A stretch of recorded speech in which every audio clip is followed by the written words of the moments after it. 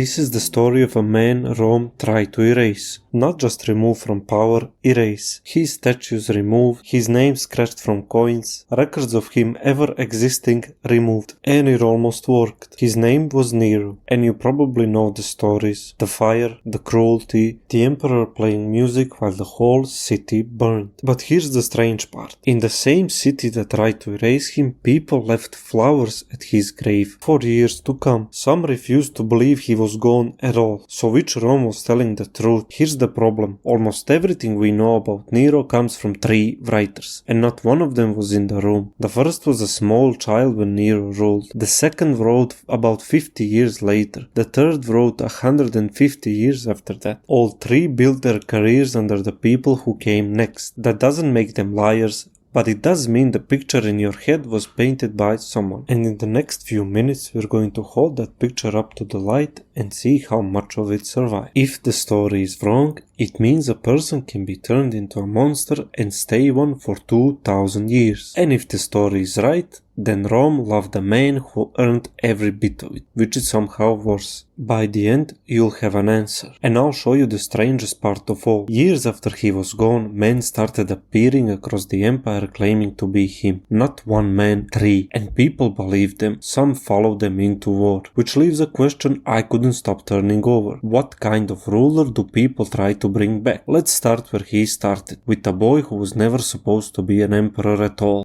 He was born in a seaside town near Rome in the year 37. His name then was Lucius, not Nero. Nero came later. His father passed away when the boy was about 2 years old. His mother is the one who matters more for this story. Her name was Agrippina. She was the great-granddaughter of Augustus, the first emperor. She was the sister of one emperor, the niece of another, and she wanted one thing more than anything else in the world: her son on the throne. So she married her own uncle, the emperor Claudius. And once she was empress, she went to war. She had Claudius adopt her son. That's when the boy's names changed to Nero. She arranged his marriage to Claudius' daughter. She brought in the sharpest minds in Rome to teach him, a famous writer and philosopher named Seneca. And she quietly pushed Claudius' own son, a boy named Britannicus, further and further from the throne. In the year 54, Claudius ate a dish of mushrooms and did not recover. Every Roman writer points to Agrippina. Nobody can prove it, there were no tests to run. What we do know is this. Later that same day, the palace guard carried a 16-year-old out to the soldiers. The soldiers cheered, and Rome had a new emperor. He was 16. He had never governed anything in his life, and standing right behind him was the woman who had built the whole thing. Hold on to that, because we'll come back to it. Here's the part that always gets left out. The first 5 years of Nero's reign went so well that the later Emperor Trajan, one of the most respected Rome ever had, is said to have called them the finest stretch of government in Roman history. Not bad, not good, the finest. Nero was 16, so in practice 2 men ran things. Seneca, his teacher, and a blunt old soldier named Burrus, who commanded the guard. And what they did with that power is genuinely surprising. They handed authority back to the Senate. They went after corrupt governors and made it easier for provinces to bring complaints. They made trials fairer. They cut fees that had been quietly draining ordinary families for years. Nero even proposed scraping the empire's indirect taxes completely. The Senate had to talk him out of it because the treasury would have collapsed. He handed out grain. He put on public games, and at one of them, the record says nobody lost their life, not even condemned criminals. There's a story from these years that stuck with me. The Senate sent him an execution order to sign, and he looked at it and said he wished he had never learned to write. The people loved him, not later when it was safe to say so. Right then, while it was happening. So how do you get from that to the monster? The Roman writers have a simple answer. They say the good years belonged to Seneca and Burrus, and the bad years began the moment nobody could hold his arm anymore. Maybe, but watch what actually breaks first. It isn't the empire, it's his family. Britannicus. Claudius' real son was about to turn 14. In Rome, 14 was the age of boy became a man, and a lot of people quietly believed he had a better claim to the throne. Agrippina began saying so out loud. Everyone understood what that was. It was a threat aimed at her own son. At a family dinner in the year 55, Britannicus was handed a drink. He collapsed at the table, he was carried out, and he did not survive the night. Nero told the court it was a seizure. The boy did have seizure, that part was true. Nobody believed him anyway. Then came his mother. Agrippina had built him, and she would not let go of him. She sat in the meetings of state. She kept her own guard. The Roman writers say she tried to control who he married and what he decided, and the two of them fought publicly, bitterly, for years. In the year 59, she was invited to a festival on the coast. She was given a boat to travel in. Out on the water, the boat came apart, and the Roman writers say it was built to. She swam to shore. That night, men were sent to her villa. Rome was told she had plotted against the emperor and taken her own life. Almost nobody believed that either. And then his wife, Octavia, Claudius's daughter, the girl his mother had arranged for him. He set her aside for another woman, sent Octavia to a small island, and she never came back. 3 people, all of them family, all within 9 years. This is the part of the story with no good defense. Even the historians who argue Nero has been treated unfairly don't argue about this. Whatever else is uncertain, his family isn't, which is exactly what makes the next part so strange. The 18th of July, the year 64, high summer. Rome is bone dry. Fire starts in the shops at the end of the Circus Maximus, the great racetrack. Those shops are packed with cloth, oil and timber. Now, Rome at this moment is not the marble city you're picturing. Most of it is wooden apartment blocks, 4 and 5 floors high, jammed against each other with alleys narrow enough to touch both walls at once. The fire runs. It burns for 6 days. They beat it back and then it catches again in another part of the city and burns for 3 more days. When it finally stops, of Rome's 14 districts, only 4 have came through untouched. 3 are leveled completely. The other 7 are left in ruins. Temples that have stood for 600 years are gone. Homes, records, whole streets gone. Thousands of people have nothing left at all. And in every version of this story you have ever heard, there is a man on a rooftop with an instrument in his hands watching it burn. So let's deal with that. First, the small thing. The fiddle didn't exist. It wouldn't be invented for over 1,000 years. If he played anything, it was a lure. Second, and this one is the one that matters. The Roman writer closest to these events,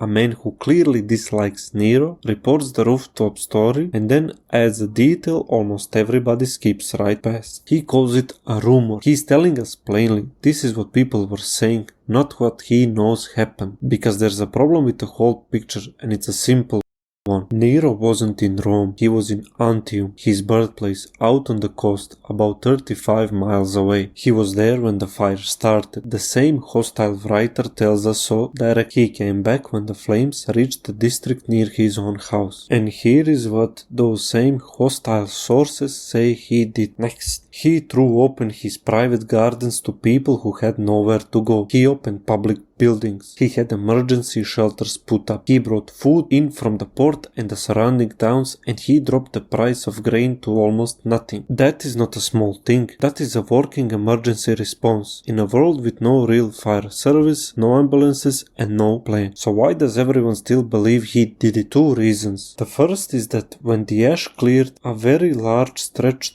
of burned ground in the middle of Rome became the site of a new palace. For him, people noticed. The second is that the rumor was already loose and Nero could not kill it. He tried everything. He held religious ceremonies, he rebuilt temples, he consulted the sacred books. Nothing worked. The city had decided. So he did something that would echo for the next 2,000 years. He gave the crowd somebody else to blame. There was a small, new, poorly understood religious group in Rome. Most Romans knew almost nothing about them except that they kept to themselves and refused to honor the usual god. In Rome, that was enough to make you suspicious. Nero announced that they had set the fire. What followed was a brutal persecution of Christians. That's a topic for another video. What matters here is this. It's the first time the Roman state moved against Christians as a group, and it set a pattern that came and went for the next 250 years. And here's the part that gets missed. The Roman writer who describes all this has no sympathy for Christians. He calls their beliefs a disease. He thinks they deserved punishing. And he still says the crowd turned. He writes that people began to feel pity because they could see this wasn't about justice for the city at all. It was about one man needing the blame to land somewhere that wasn't him. When even your harshest critic reports that the public felt sorry for your victims, you have lost the room completely. But Nero wasn't finished with that burned ground yet. What he built there was called the Domus Aurea, the Golden House. It wasn't a house, it was a private park dropped into the middle of a capital city. Courtyards, woodland, an artificial lake, and a building with something like 300 rooms finished in gold leaf and colored stone. There was a dining room with a ceiling that turned painted like the night sky that dropped flower petals on the guests below. At the entrance he put a statue of himself, bronze, around 100 feet tall. The Roman writers say that when he moved in, he remarked that he could finally start living like a human being. You can see exactly why people were furious. 1 million people had lost their homes and the emperor built himself a park. But there's another half to this and almost nobody tells you the other half. He also rewrote how Rome was built. New rules. Streets had to be wider. Buildings had a height limit. The lower floors had to use stone that doesn't burn. Every building needed its own water supply. Shared walls were banned. Every block had to stand on its own. He paid for the covered walkways out front from his own money and he paid to hold the rubble away. By any modern standard, this is a building code. And it is the reason the next fire never did what this one did. Two things are true at the same time. He took the land, he also fixed the city. That's going to keep happening from here on. Here's the thing you have to understand about Nero. He didn't really want to be an emperor. He wanted to be an artist. He sang, he wrote poetry, he drove chariots, and he took it seriously. He trained, he dieted. He would lay flat on his back with weights on his chest to straighten his voice. To us, that sounds harmless, harming even. To the Roman upper class, it was an emergency. In Rome, getting up on a stage was something the lowest people in society did. It was shameful. And here was the emperor, the most powerful man alive, standing in front of a crowd, singing, waiting to be judged. In the year 66, he went to Greece and stayed over a year. The Greeks understood performers. They loved him for it. He entered their festivals and competed, and he came home with 1,808 victory crowns. Now, obviously, nobody was going to let the emperor lose. Some of those wins were arranged. At one race, he fell out of his chariot, climbed back in, didn't even finish, and was still declared the winner. But he gave the Greeks something real in return. He stood up at a festival and declared Greece free. No governor, no tribute. They put up statues of him for it. And back in Rome, the Senate watched their emperor collecting singing trophies in a foreign country and decided they had seen enough. The theater stories come from this period. That the doors were locked during his performances as so nobody could leave. That people faked fainting spells to be carried out past the guards. Maybe those came from the writer who liked him the least. But something was clearly wrong because within 2 years all of it came up. It started with money. Rebuilding Rome had cost a fortune. The Golden House cost another one. To cover it, Nero leaned hard on the provinces, took treasure out of temples, and quietly made the coins smaller with less silver in them. That last one isn't opinion. You can weigh it. The Roman coin loses value under Nero and it never fully recovers. Then came the plots. In the year 65, a wide conspiracy of senators was uncovered. Nero's response was sweeping and merciless, and it got his old teacher. Seneca was ordered to end his own life. After that, he trusted almost nobody, and every person who might have studied him was gone. In the spring of 68, a governor in Gaul revolted. Then Spain, then the guard in Rome. The soldiers whose entire job was protecting the emperor were offered money to walk away. They took it. The Senate declared him an enemy of the state. He slipped out of palace at night with 4 freed slaves and hid in a villa outside the city. He was 30 years old. He had ruled for nearly 14 years. The Roman writers say his final words were, "What an artist perishes in me." He was almost certainly the only person who agreed, and that should be the end of it. Well, it isn't, because what happens next is the reason I wanted to make this video in the first place.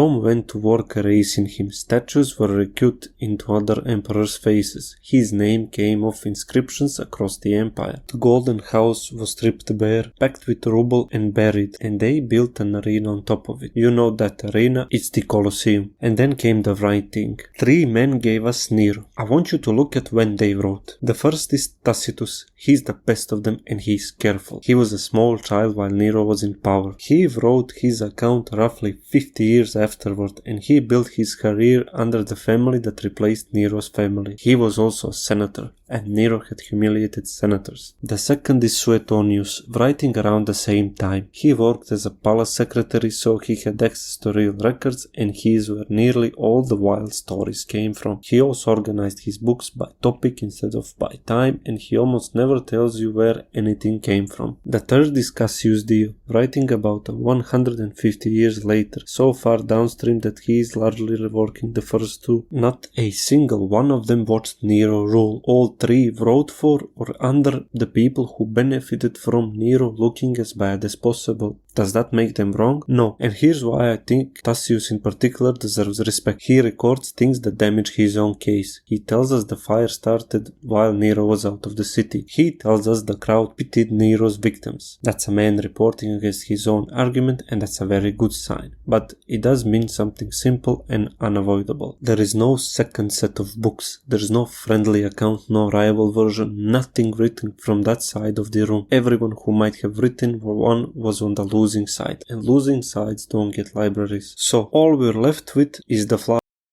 Because here's what those same hostile writers tell us happened afterward. For a long time after he was gone, people came to Nero's tomb and left flowers on it, in spring and again in summer. Year after year, they put up images of him in public, they passed around writings claiming he was coming back, and that the people who had turned on him would regret it. And then 3 separate times a man showed up claiming to be him. The first appeared about a year later. He looked like Nero, he could sing and play the lyre, and he pulled together enough followers to seize an island in the Aegean before he was stopped. The second turned up about 10 years after that, out in the east, and gathered a following large enough to become a diplomatic problem for Rome. The third came roughly 20 years on, and this one was backed by Parthia, Rome's great rival empire. Parthians thought well of Nero because Nero had ended a war with them by agreement instead of by force. They were genuinely willing to put a man on the border and call him Nero. Sit with what that means. 20 years later, in an empire that was actively scrubbing his name off its own walls,